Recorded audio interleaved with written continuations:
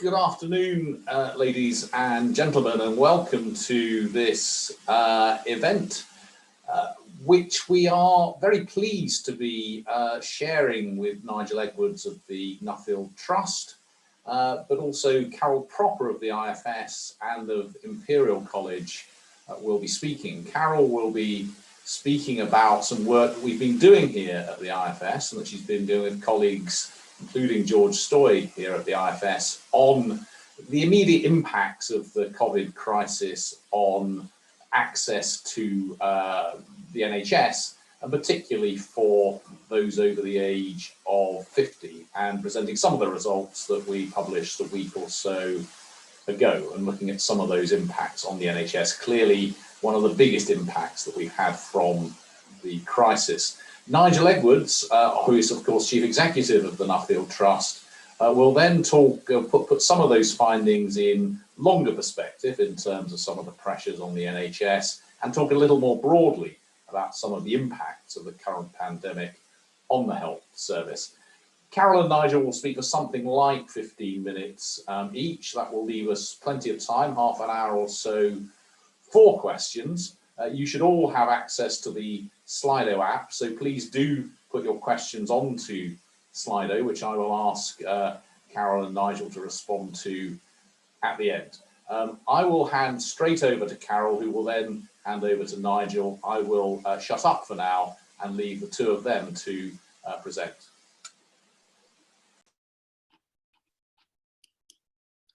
Thank you very much, Paul, for that introduction and the opportunity to present this IFS work. So we're talking about disruptions to health and social care in England, and this is joint work with George Stoy and Isabel Stockton from IFS.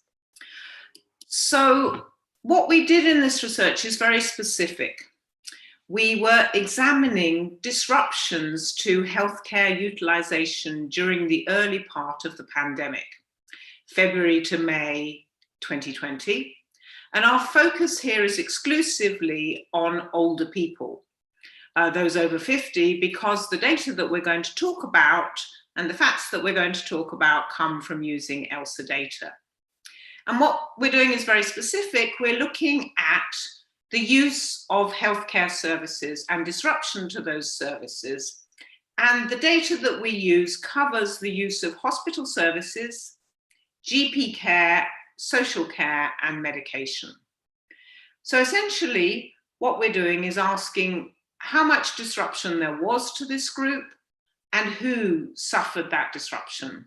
And I'll talk through that and then reflect a little bit on what I think this means in terms of longer term impacts. And then Nigel will pick up from there. So first of all, looking at hospital care, the survey asked individuals whether they'd had any hospital care disrupted. They didn't ask whether they needed any hospital care. They simply asked, did you have any hospital care disrupted? And in fact, what we found was that during the early part of the pandemic, until May, disruption to older people's hospital care was extremely widespread. Approximately a sixth of the over 50s population in England had an operation or treatment cancelled. Now, that's probably not surprising in the sense that when COVID hit us, all resources were devoted towards treatment of COVID patients. Elective and services were stopped, but the impact obviously on older people was felt more because they are heavier users of health services. And indeed, within that group of over 50-year-olds, we found that hospital cancellations were most common for older people, for those living in deprived areas, and for those with worse prior health. Now, to some extent, this may simply reflect the pattern of need, but even if it does reflect the pattern of need, it shows that certain groups are more affected, particularly those living in deprived areas and who have worse prior health. So examining that a little bit more, This graph shows the percentage of the over 50s population in the bars who were affected by hospital cancellations, with the least deprived areas on the left-hand side and the most deprived areas on the right-hand side. And you can see that those people who lived in the most deprived areas, over 20% of those had hospital cancellations of treatment, compared to around 15 to 16 of people who lived outside those areas. So those hospital cancellations might have been substituted for by GP use, because indeed GPs did not shut down. And the survey also asked, therefore, about disruptions to GP access. And this was related to needing that care. So in this graph, we look at the disruptions to GP access, and in the purple bars, we show those individuals who responded that they had no access. And in the yellow bars, we show those people who did not contact their GP.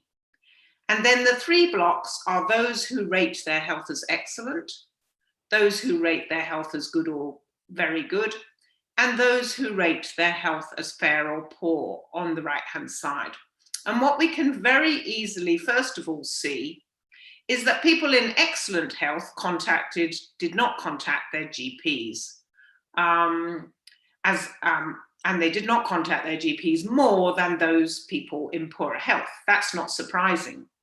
But if you look at the purple bars, you can see that individuals who wanted to contact their GP for some reason, only about 5% of those people in excellent health weren't able to do so, but nearer 15% or about 13% of those in fair or poor health wanted to contact their GPs but weren't able to do so. So that's again an indication that the burden of these cuts in services to deal with COVID are falling on individuals who are in less good health. We then looked at disruptions to community health and social care. And this is a wide variety of services. And in fact, there we found a rather worrying trend. So that the circle shows you our overall findings. 33% of people did not contact anybody for those services. 26% of people were able to access that care. But 40% of people actually contacted services but reported that they had no access. So essentially, disruptions to community care from either a dentist, a podiatrist, a nurse, a counsellor, or personal care workers affected more people than disruptions either to hospital or GP care. And only a quarter of those who required community care during this period actually received it. And almost half of those who missed care did not contact the service in the first place. So essentially what you're seeing is rather low levels of service delivery for those range of community service. And actually quite a lot of people who just didn't contact those services at all. Now, we don't know whether they didn't contact them because they feared getting COVID. This is very early in the pandemic. Or whether they didn't contact them because they simply didn't want to overburden these services. But either way, there's a very big reaction by people to COVID in terms of withdrawing from accessing care. So the other thing about this is, again, there's a rather unequal access to community care. So we looked at the share unable to access community services after contacting them. And again, that is highest in the most deprived areas. About 45% of those people in the most deprived areas were unable to access community services after contacting them. The gradient isn't as steep, but again, it shows the same kind of pattern as before. The good news is perhaps on prescription medication. And within this population of over 50s, almost 3/4 are actually requiring medication on a regular basis. And almost everyone, as I say, this is good news, was able to get that. So medication patterns, and I think you can see that in that many GPs changed the way they dispensed medication, made it easier for people to get it from their local chemists, and therefore people did get medication. We also see, when we looked at it, as I mentioned, big changes in care-seeking behaviour. We find that a significant proportion of patients with care needs did not actively seek help during the early stages of the pandemic. And just to reiterate what I said earlier, it's about 14% of those requiring GP care, but about 1/3 of those needing community care services. So for some reason, people are more wanting to persist with contacting their GPs than they are for a range of services delivered in the community. So I've been quite brief about this because I think the figures in some ways speak for themselves. What you can see is that COVID induced widespread disruptions of healthcare for those people over 50s in England. And it wasn't just a few services, it wasn't just hospital services that were affected. There's been a lot of discussion of the fact that people have not gone to A&E and have not sought hospital services. But it's clear they've also not sought GP services, and in a large way, they've not sought community services.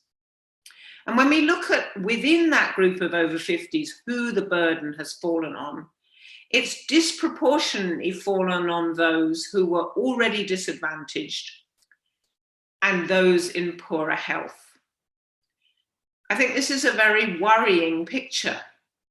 And I think in general, I would say from this that I don't think the future outlook looks very good. We need to see this against a backdrop of, in September, waiting lists for hospital care were at their longest since records began.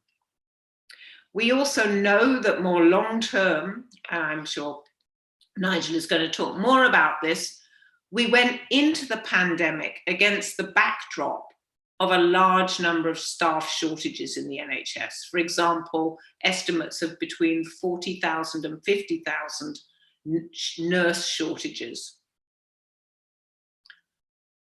We also, so we've got, this is the backdrop against which we've got this backdrop, and we need to deal with this backlog of cases to avoid entrenchment of existing health inequalities, because those people who appear to have been most affected by this are those people who are in less good health and live in more deprived areas. So what does that, I think, mean going forwards, the fact that we'll be living with this pandemic probably for another year, vaccine or no vaccine discovery? First of all, I think we need to increase innovation in ways of delivering services. And we can perhaps see that in the fact that GP care, where there's been a lot of innovation in delivering services, was less affected than community services, where maybe there's less innovation or less ability to have that innovation. You can't do remote dental or eye consultations. You can't provide social care in a home remotely as easily. But I think we need to think about increasing innovation in the way we deliver services, using technology in a much smarter way to overcome these problems, both in the medium term. In the short term, I think it also has implications for resource allocation in the NHS. We need to focus resources on more deprived areas because individuals in those areas have suffered more. And we also need to focus resources on those in poorer health because they seem to have had bigger sets of cancellations and withdrawal of treatment. So on that note, I will thank you and pass you on to Nigel.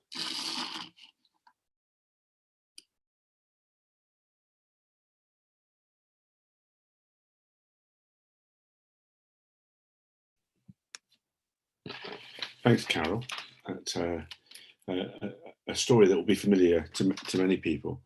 Community services are interesting in that they've received virtually no attention during this, but speaking to people who run community services, it's become very clear that one of the issues that you're picking up in your data, I think, is that, first of all, people were reluctant at first to have community staff who obviously been visiting other people come into their homes, and there was quite a substantial productivity loss as the staff needed to change into PPE when doing visiting, and it was certainly estimated that there's a substantial, if not double figure percentage loss in productivity for community staff, on top of course the sickness rates that many people were experiencing. One of the common things one hears about COVID is it's a turning point on a whole number of things. I actually am not so sure about that. I think COVID has exacerbated and accentuated existing trends, has often made them worse, or in the case of some areas of progress, made them move more quickly. But I'm yet to see a fundamental shift in how things work. Let's put some of Carol's data into the long-term context that she did start to explore in the last few slides there.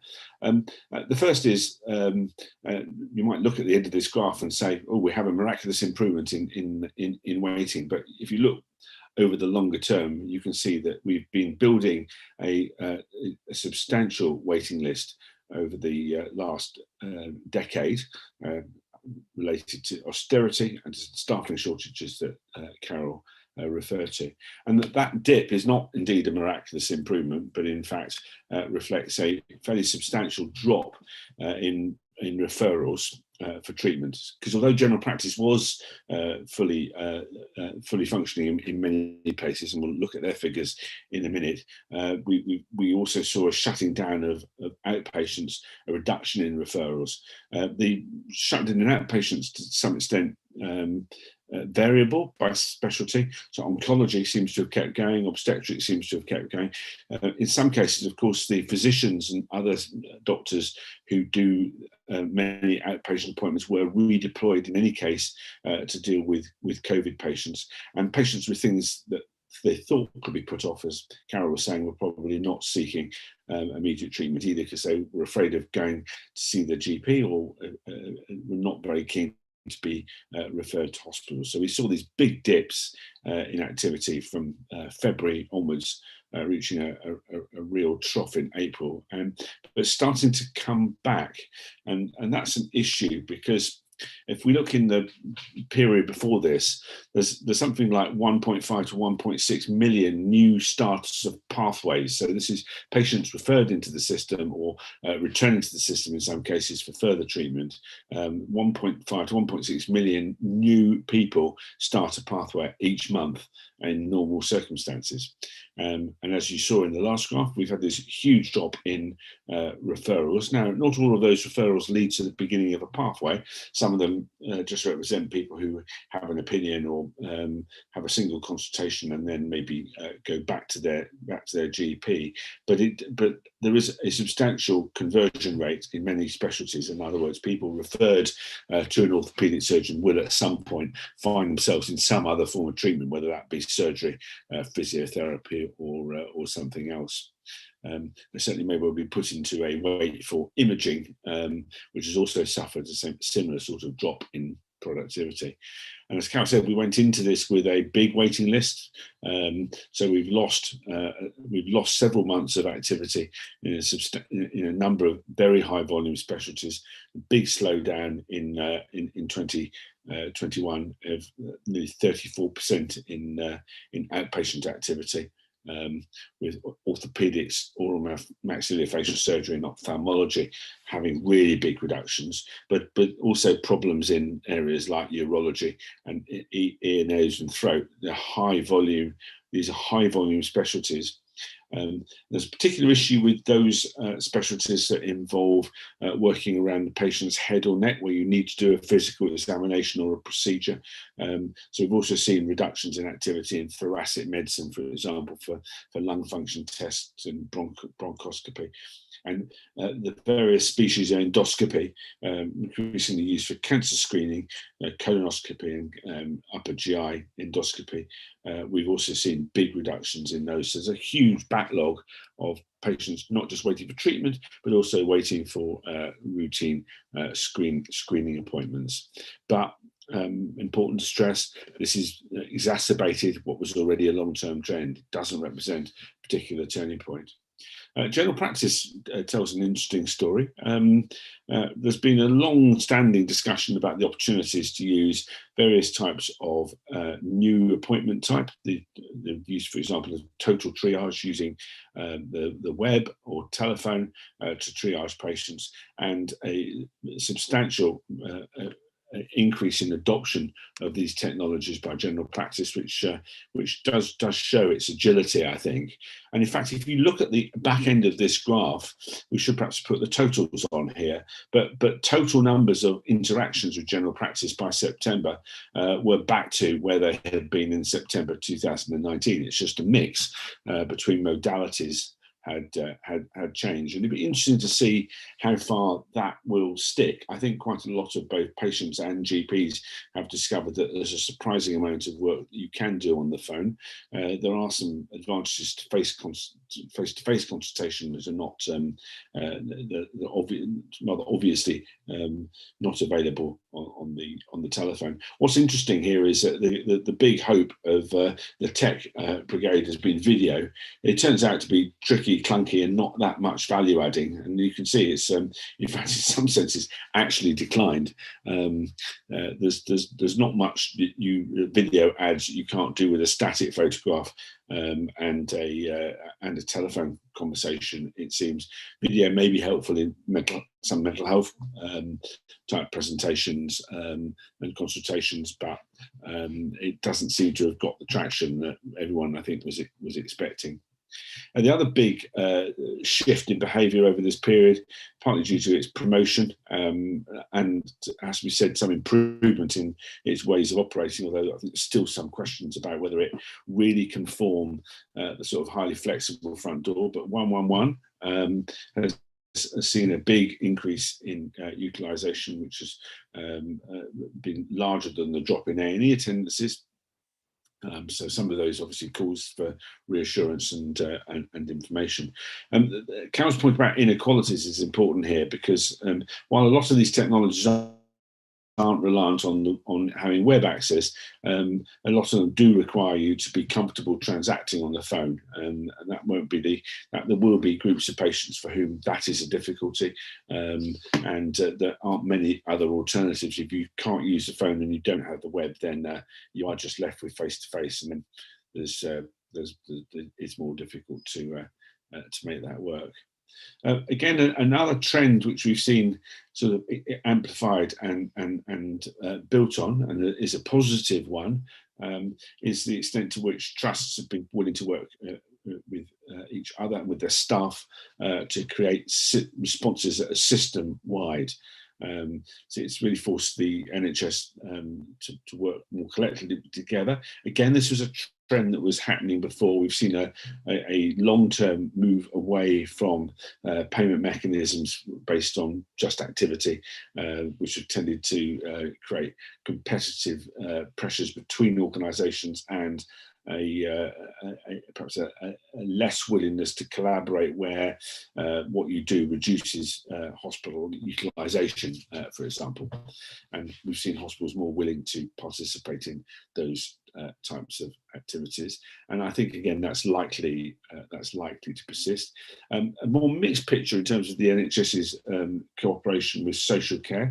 That has been extremely good in some places, but again, rather like before COVID, patchy It's not the same, everywhere. But I do think this again, perhaps a shift that will persist and is a generally positive one that should be welcomed. But this is all great. But as Carol was saying, really, this is in the light of a number of really difficult pre-existing trends related to staff shortages and tight finances. And just at the point that we're having this conversation, the NHS is trying to build what are effectively sort of new organisational structures around what are called strategic transformation partnerships or integrated care systems, which are fairly big agglomerations of the pre-existing clinical commissioning groups founded by the Andrew Lansley reforms of 2012, and providers, and trying to find new ways to work in partnerships to deliver what is an increasingly difficult and demanding agenda, and all of that going on at the same time that people are trying to deal with a pandemic.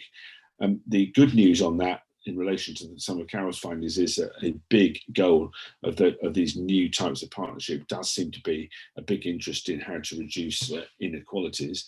The not so good news is we're not quite sure, in an environment where there isn't very much growth in funding, how easy it is to shift money around the system to address inequalities where you see them, and the willingness of some of the existing incumbent organisations to be sufficiently corporate, notwithstanding my comments on mutual aid earlier, to release that money. So reasons to be optimistic, reasons to be amazed at the extent to which actually the NHS has managed to respond as well as it did, and some reason for anxiety when looking forward, given the scale of the challenge and the pre-existing problems that we faced. Paul, back to you. Well, thank you very much. I'm glad you gave us some reason for optimism there. I wasn't entirely convinced by it. Got a number of questions on Slido, but I think before we go to those, both Carol and Nigel, I would just quite like to press you on what next. I mean, these are quite extraordinary numbers, aren't they, in terms of the numbers of cancelled operations, in terms of the drop-off in activity, and in terms of the increase in waiting lists and in work that needs doing. I mean, I appreciate this is, I'm asking you to some extent to speculate, but what do you think, I mean, you know, post-COVID, how are we going to see the NHS coming out of this? How long is it going to be before we get back to even the situation we were a year ago? And I suppose, you know, how many people do you think are going to not get the treatment they need and potentially die as a result of this? I mean, I appreciate those are rather big questions, but I assume they're the questions that everyone watching this has got in their mind. And even if you can't answer it fully, the two of you are probably in a better position to have to take us through your thinking than most of us. So Carol, maybe you'd like to try. Sorry for throwing that at you. Perhaps you'd like to try that one first. Okay. I guess I think it's very clear that the backlog that's built up in the 8 months is large, very large, and that it is against a backdrop of, as Nigel said, in a sense, past trends. So my view is, and Nigel's probably better placed in his view, but my view is it's going to be 3 or 4 years, partly because we've also got to deal with Brexit, which is going to affect staff shortages and staff demand. And I think there's a really important point about Brexit, which is many of our European counterparts have had similar problems, but many have not in their health services. And I think this is going to put off staff who might have come to Britain wanting to come and work in the NHS. So I think it's going to be compounded by ongoing staff shortages, which are going to make clearing these backlogs hard. So I don't see an easy return to a slightly declining situation before COVID. I don't see an easy return to that position at all. I will say one thing, though, that I think we really need to think about, which is, as Nigel said, we're about to go into another big reorganisation. And that reorganisation really needs to take on the chin almost the issue that we need to get more people cared for in the community and more money into community services or community-based services. And I also do believe that we do need to do more innovation. And I will point out one thing about innovation. I totally take the point about not many people using video calls for GPs, but the point I'd like to make is we can see in all sectors of the economy that the regulatory rules really govern how much innovation is taken up. And we can also see from experiences elsewhere in the world and the economy is that if you have big shocks like COVID, you can get switches in those regulatory rules very fast. And that's exactly what we saw in GP care seeking in Britain. And indeed in other countries. There are very similar patterns in France and in Germany for telephone consultations with GPs. That's because the regulations came off. GPs are already talking about the regulations going back on again. I think it's really important going forward that we think about how we regulate our health care services and how we limit those regulations to give providers as much flexibility as possible, because they're really going to need it, because budgets are going to be tight, and I think need is going to continue rising. I won't talk about the kind of long-term implications of COVID or more morbidity, because I think that's a slightly different topic, but just to say that the economic lockdown effects of COVID means that there's also going to be a rise in the number of people seeking care over and above what there would have been because of the impact of an economic downturn on people's health, particularly their mental health. Nigel. Yeah, I would agree with all of Carol's points there. The mental health one, I think, is a particularly important one. We haven't talked about the impact of COVID on mental health services. It's not so well documented, but it's certainly an area where there's a need for substantially more investment if we're going to meet the growing demand that people are forecasting, some of which are truly alarming, some of those forecasts. It's not very easy to magic up extra capacity to do endoscopy and surgery. We're a heavily supply constrained environment, both in terms of anaesthetics and the surgeons and gastroenterologists and other sort of technicians, the sort of technical, sometimes called craft specialties who do this work. Creating capacity in the independent sector, and I think sort of some hard questions about whether there's a continued role for the independent sector and on what terms of business those are going to be will need to be thought about, I think, and that's certainly the case. I'm less of a techno optimist in terms of how much it really increases productivity. Certainly with Carol, that some of the regulatory and indeed administrative work that's been imposed on the system over the years could be radically stripped back, and it'd be an interesting experiment to see what happens as a consequence of that. I suspect we have a tendency to gold plate our regulation, don't we? And there's certainly some opportunities there to release capacity.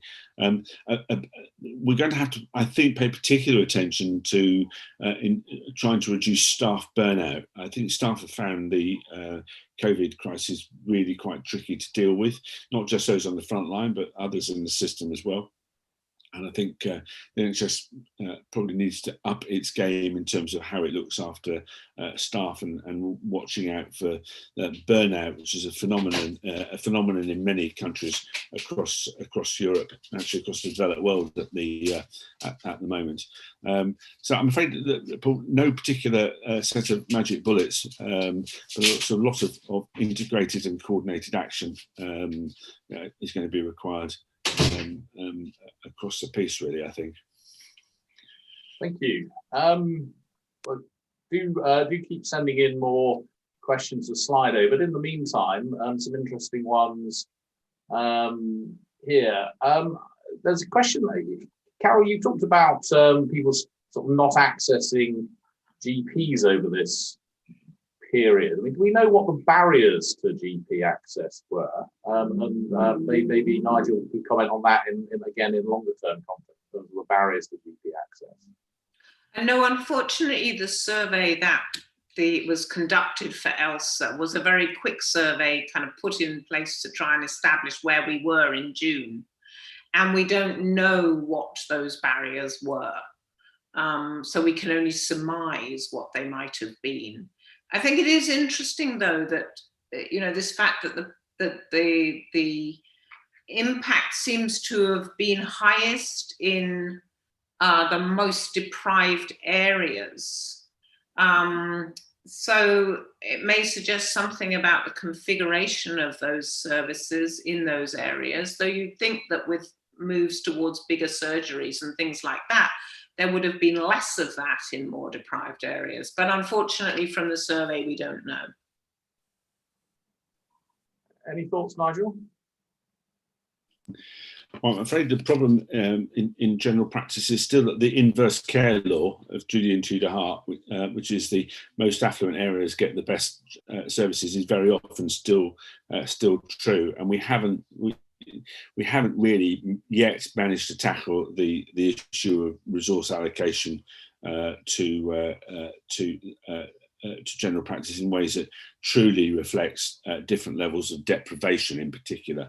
The formula to do it would probably require a degree of redistribution that would be, you know, politically difficult, put it mildly, to put into place. So we've tended to rely on differential rates of growth, which is not a great strategy if there isn't very much growth, because you're just giving people small differences in increment. It would take a very long time to adapt to that. One area where perhaps it is more of an opportunity, which people are increasingly interested in, is trying to borrow some of the techniques of asset-based community development, more associated with middle-income countries, which perhaps, given how the UK seems to be heading, is an appropriate strategy, to try and much more closely engage the broader assets in the community rather than just those belonging to the health system. So bringing in social care, bringing in the voluntary sector and community groups, using the local voluntary activity that people are doing to really reach out to particularly the vulnerable and the socially isolated, and give them opportunities to be included, because for many of these people, health is only one aspect of their lives which they're having difficulty with, and if you can help them with those, some of the health problems that they are suffering with and tend to present with seem to become more manageable. So I think thinking more creatively, not just about the technology, but also about how the community is engaged, provides us with some opportunities. On the community side, there are some interesting opportunities to use technology to facilitate self-care. For example, teaching people how to do some elements of self-treatment themselves. And that's very much, again, in line with a increasing philosophy about empowerment. But I do slightly worry that sometimes these terms and ideas are used as a way of disguising the withdrawal of services rather than the real empowerment of people. Okay, so there's a sort of quite big question here about the extent to which there is any connection between the findings that the two of you have been presenting in terms of reduced access to the NHS and the excess deaths that we've seen earlier in the year. Have we any evidence as to whether that's one of the reasons for the excess deaths, or is that something about which we're still in the world of pure speculation? I think I'd like to wait for more investigation into the excess deaths. It's quite it's quite a tricky area. It's also confused by the fact that actually in the early part of the year and before COVID came along, and in the immediate period before, we actually had a shortage of excess deaths. We had a deficit, so we had quite a lot of we had actually a significantly lower than expected death rate. So I think probably one needs to take a bit of a longer term view of that, because we may be just picking up to some extent we may be picking up a timing effect. I suspect in some of those it does seem to be there is emerging evidence from the pattern of A&E use for people with strokes and with non-ST elevated myocardial infarcts and other conditions that people have been dying at home at a higher rate than because they've not been seeking treatment. How many of those people would have been could have been saved if they'd attended? We don't know, and we don't really. I don't think we at the moment have a full view of the numbers. There's rather a lot of moving parts, and I think we probably need a bit of a long time series before we can be absolutely confident. But it's certainly the case that there will have been people who didn't seek treatment, would have benefited from it, and died as a consequence. I'd agree. I think the issue about linking outcomes of any kind, in fact, is something that's very much ongoing and requires the kind of panel data on following people over time that comes in surveys, as well as administrative data that comes from the NHS. And I think that's going to be the challenge in the next kind of 6-9 months, of understanding those links. And again, understanding who has been most affected by this in terms of their worsening health, and therefore what you might want to do about putting in services to support them. But I certainly think that we can see already the rising numbers of mental health problems. And I think that relates to something that Nigel said about community support, that we increasingly know that how physical health problems are felt is really dependent on how mental health problems and how people's mental health is taken into account as well. And I think that's something we need to move forward to much more rapidly than we have to date, which is that we've very much compartmentalized in the main mental health treatment from physical health treatment. But many people with many comorbidities, the kind of older group that I was talking about, also suffer mental health problems. And if you can deal with some of those, you can make their physical health problems more dealable with.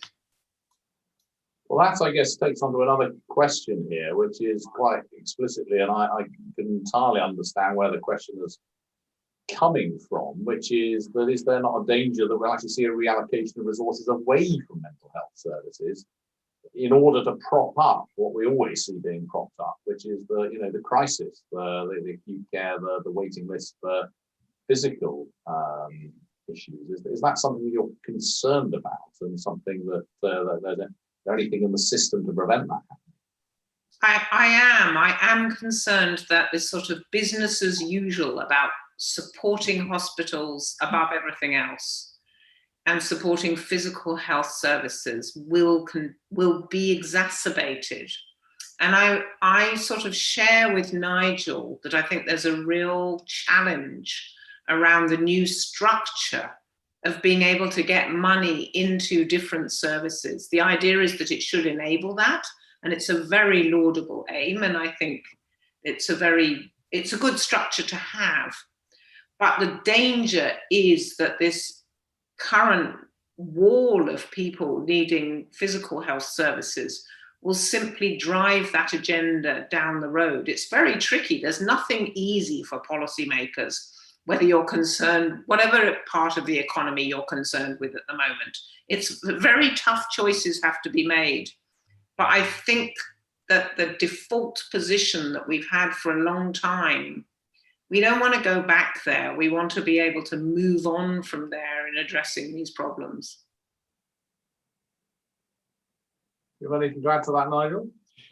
Well, I think there is a risk. I mean, the long-term plan does make some very bold statements about the share of money that's required to go into mental health, but holding the line on that may be tricky. One of the area where we know that mental health makes a really big difference is as part of general practice.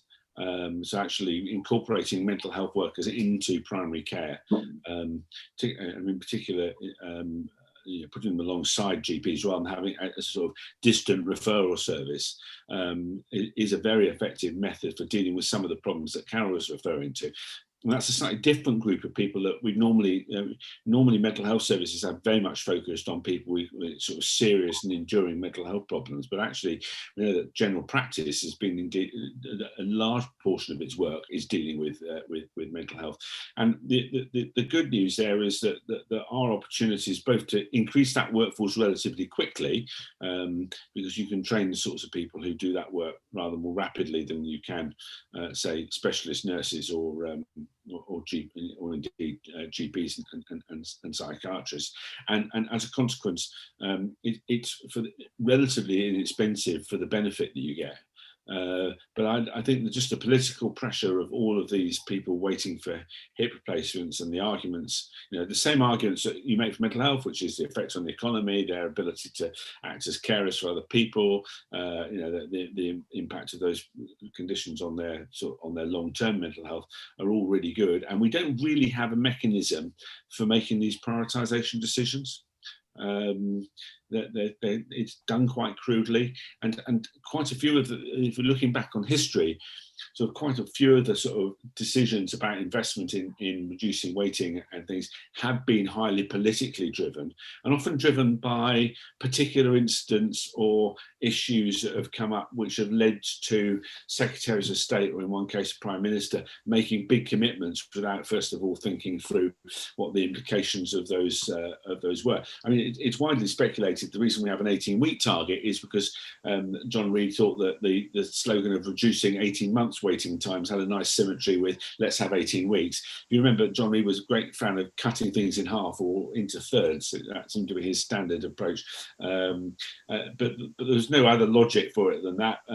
The late Clive Smee, who was the Department of Health's economist, tells a story of being rung on a Sunday morning by one of Tony Blair's aides from a taxi on their way to see David Frost to ask how much money would he need to spend to get up to the OECD average on health. So you can't necessarily rely on some of these decisions being made as part of highly rational, well-reasoned pieces of trade-offs between different priorities. And when that's happening, I think traditionally the bits of the NHS which are less high profile have less powerful or visible advocates, or frankly whose clientele is hidden away. There's a terrible story about learning disability and what's happened, I think, over the COVID period and indeed before.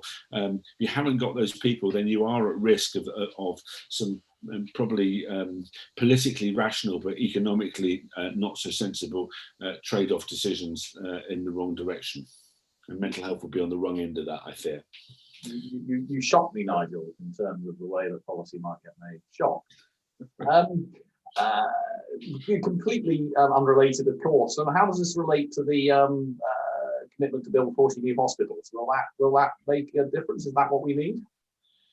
Well, we've massively underinvested in hospitals and capital more generally. I mean, hospitals are one aspect of what we need. We also need CT scanners, MRI scanners, which would have, again, I was staggered to find there are still reasonably, smallish hospitals with one CT scanner, which, if you go to a reasonable sized continental hospital, you'd find more than one CT scanner just in the emergency department. But I'm afraid the investment in hospitals somewhat reflects the phenomenon I was talking about earlier, which is, while those hospitals do need replacing, one does slightly worry, looking at the history of all of this, that you need to plan health systems of which hospitals are a part. And if you just plan the hospital bit of it without thinking about the wider system, you probably build the wrong thing in the wrong place. And we got lots of examples of those.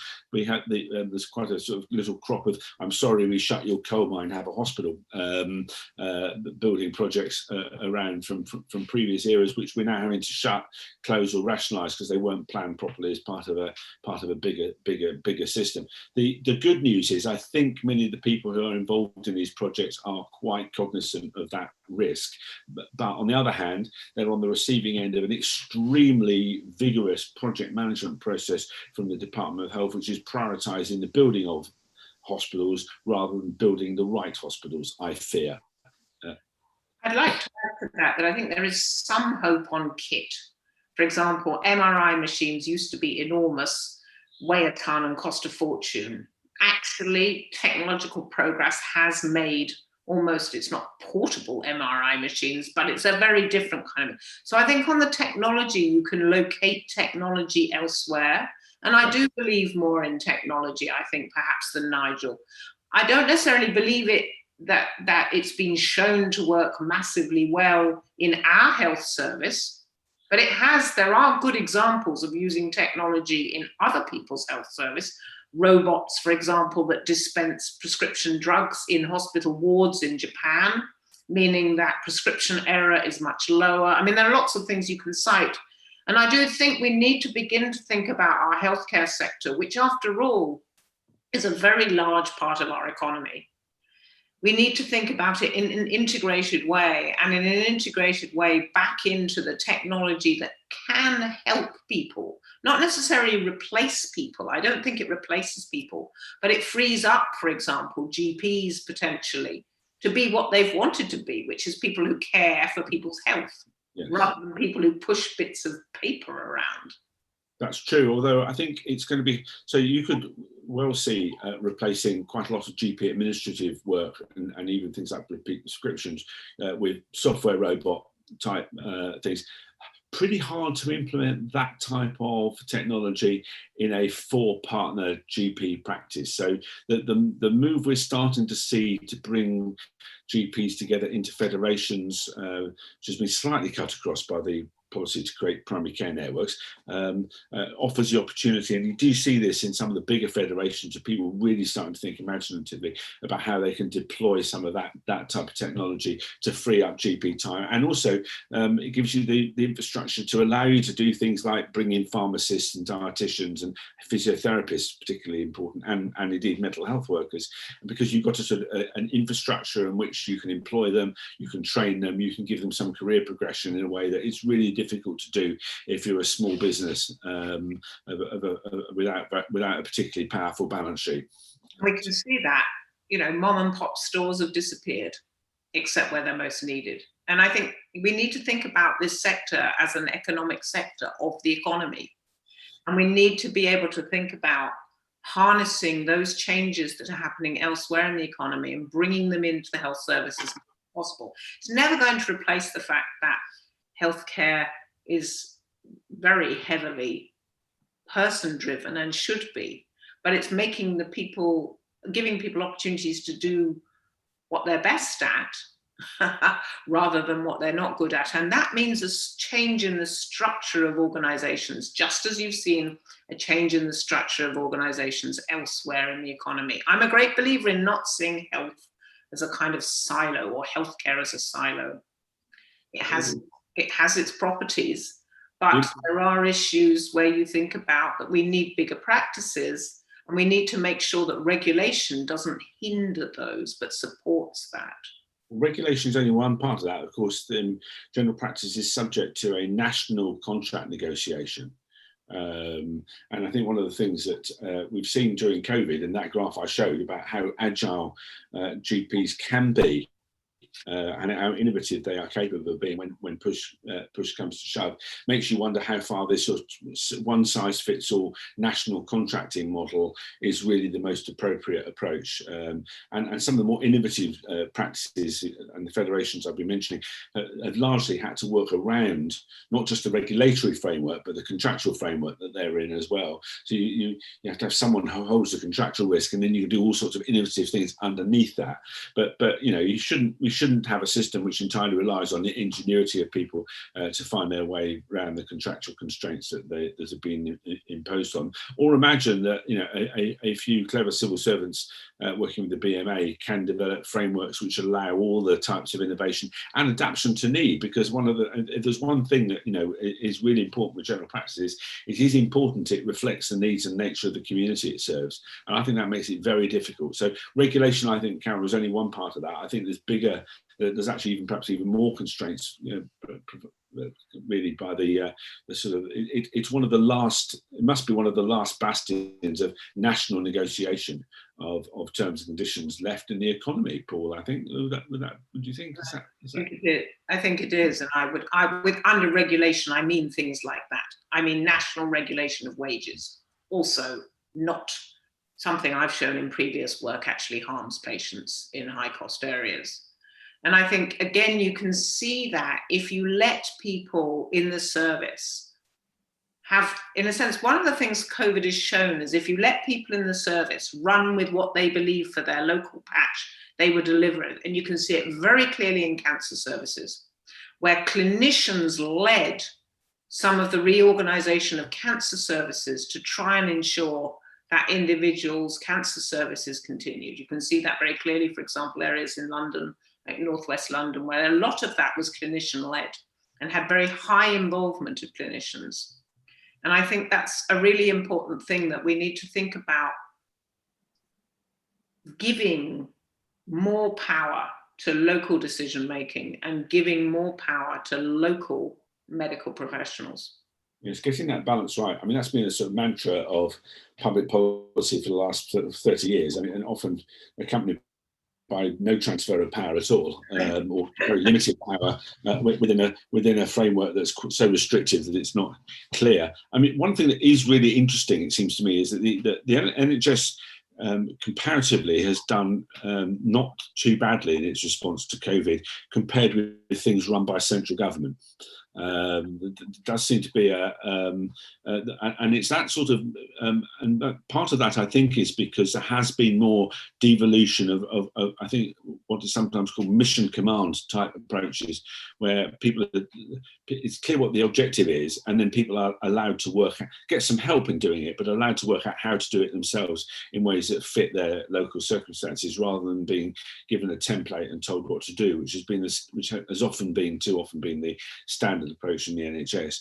But we also know from other countries that you can over-devolve, you can create friction between so titrating that right, the right balance here between what do you retain centrally and what do you let go of, and what frameworks have you got locally, given how much we dismantle local government in this country, which is another sort of parallel issue, I think, that goes along with some of the issues that they've struggled with nationally, like test and trace, for example. And I think we haven't had a proper analysis or proper experiment to really understand how we get the right balance between central control and devolution. Right. I think if there's one thing that COVID has taught us, is we need to revisit that and have a real think about it. I think that within that fascinating conversation is the answer to this issue about innovation and the questioner who's talking about the fact that the NHS is still using faxes, and there's a different structure needed in terms of local accountability and devolution. We've got 2 minutes left. I'm going to ask the biggest question of all and ask you each to spend 1 minute on it, which is, how are we going to tackle this backlog of hospital care? Nigel. Well, I think we're going to have a tough conversation with the independent sector, which is going to upset quite a few private equity investors, I suspect, who may get a less good return on their investment. We really have to think about how we use our staff and make sure they can be as productive as possible, and we really have to look after them to make sure they don't burn out. Carol. I think I'd completely echo that. I share Nigel's concerns about burnout, and indeed we already saw a withdrawal of labour by senior consultants in response to the pension issues, and we've already seen a withdrawal of labour from some other areas. So we really need to support staff. Great. Well, thank you very much. We are bang on the hour. That was absolutely fascinating pair of presentations and a fantastic set of questions. Thank you to the audience for that, and thank you to Nigel and Carol for answering them and speaking around them so knowledgeably and fluently. So thank you all for tuning in. The slides will be available afterwards. They're all on the IFS website, and we look forward to seeing you at the next of our events. Thank you very much. Thank you. Thank you.